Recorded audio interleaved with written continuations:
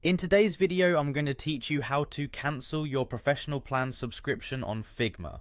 If you're looking to make adjustments to your subscription, or perhaps scaling down for a while, I'm here to help guide you through the process smoothly and quickly.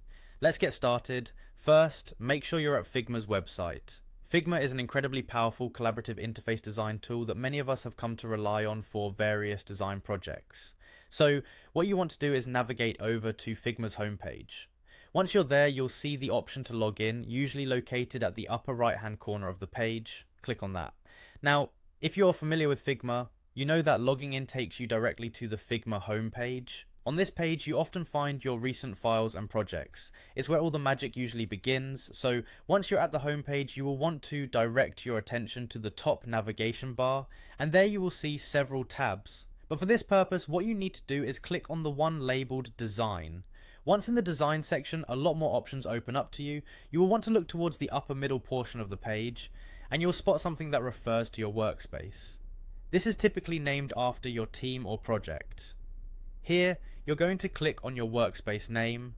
Within your workspace, you have access to manage everything that falls under your team's purview, including your subscription settings. This is crucial because all subscription related options are typically housed here.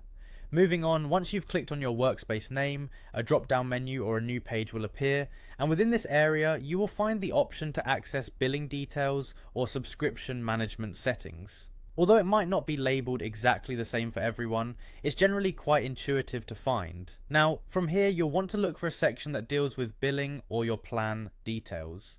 This section is where you'll find the option to cancel your subscription.